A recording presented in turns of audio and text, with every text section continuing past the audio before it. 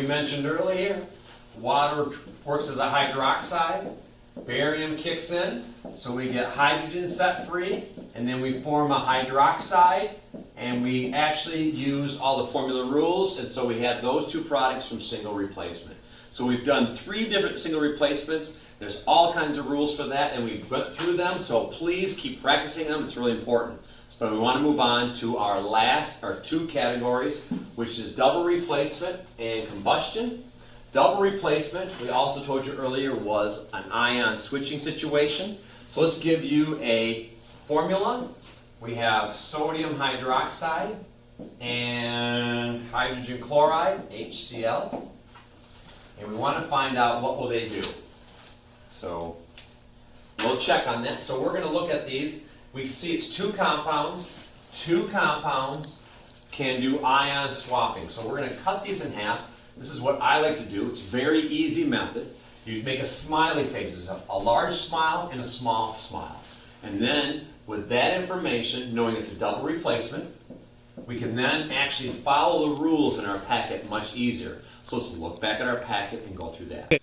Okay, here we are at the double replacement rules. We've written down our equation on the board. We'll write down here in a minute, but it says right here, is it an oxide and water? These are extra rules that would take you back to synthesis. We're not going to be using these rules, but as you keep this packet, it would be good for looking at for college. But it does say these rules work only with the products. So you must switch them, or the ions, before you begin. So let's look back at our equation. Our equation was sodium hydroxide and hydrogen chloride.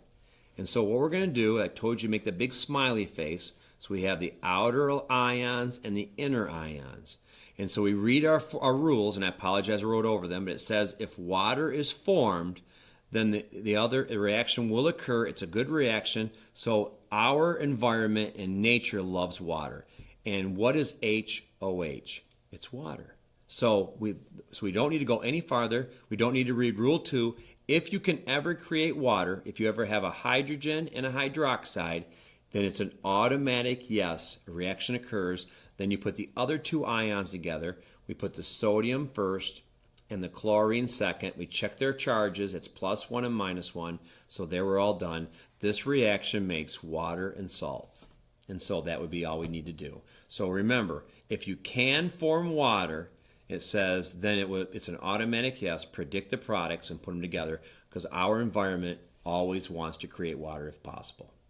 Okay, we got done with this one. We said double replacement. We said it's an ion exchange situation. We can make water with HOH, so it's an automatic yes. So we predict the products and moved on. Okay, so let's do another double replacement. Make sure you understand. So let's take copper chloride. In fact, it's copper 2 chloride. Let's take potassium oxide, and let's see if those 2 compounds will react. Remember, it's 2 compounds, so we're going to do ion swapping. So we're going to do a small smile and a big smile. And we're going to go look and see if those materials will actually react together. Okay, back to double replacement. It says these are good reactions. Remember, the rule says to predict the product. So I'm predicting that the copper would like to hook to the oxygen and the potassium to the chlorine, but I'm not sure. So we looked at rule 1. It said if water is formed, predict the products. I have no H and OH. I have an O, but I can't make water. So rule 1 is not happy. So I do need to check rule 2.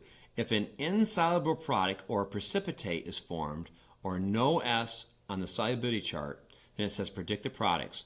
No, component with an S means soluble. It says no reaction if there is an S for both products. What does that mean? Let me show you.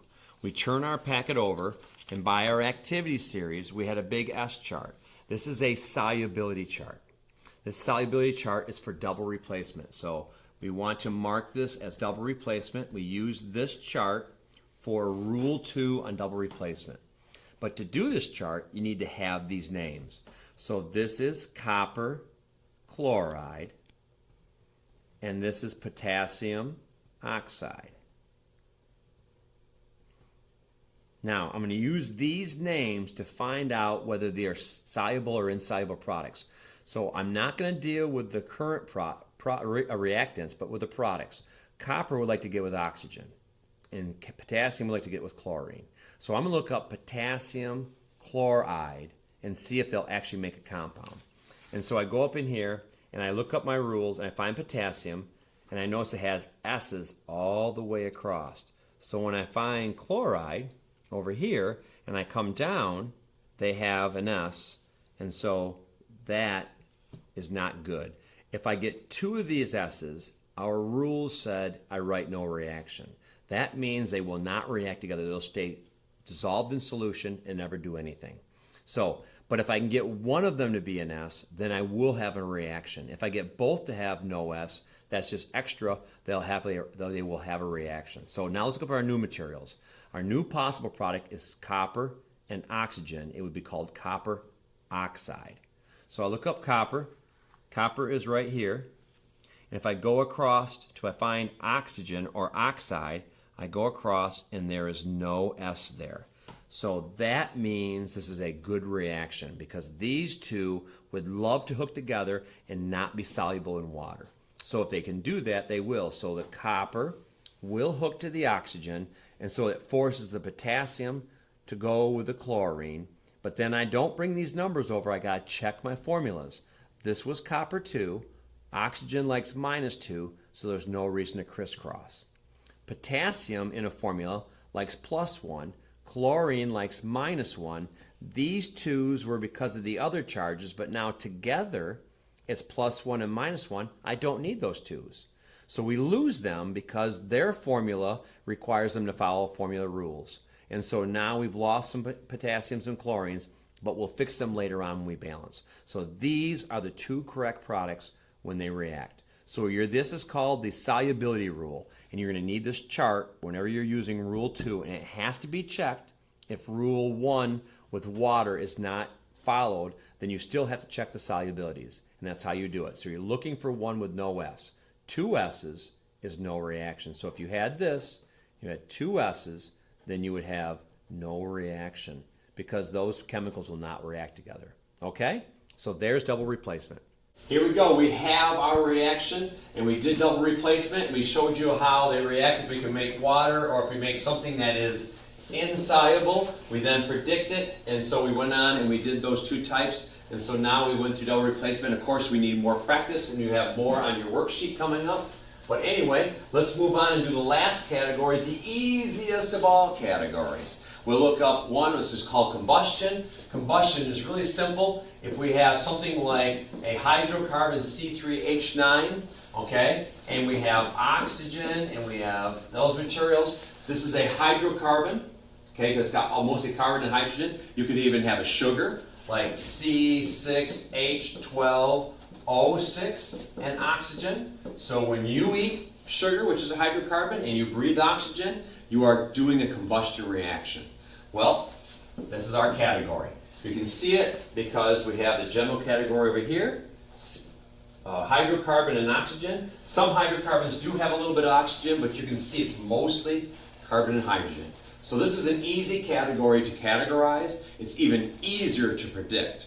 If you look at your packet, which we will in a second here, they make the same products every time. So let's look at our packet. Here we are with our last one. We had our materials C3H9 and O2. We said it was combustion, and it says right here, combustion, it says all combustion reactions only make CO2 and H2O. So, and H2O, we're done. They make it. It says it works. And so whether we have the new material, this sugar and oxygen, it's still a hydrocarbon, it's still oxygen, and they always work. And you can switch these around. It doesn't matter which one you put first or second, CO2 and H2O. So these are actually the easiest ones to predict of all. They make the same products over and over again. There's no worrying about the name. So that's combustion right there.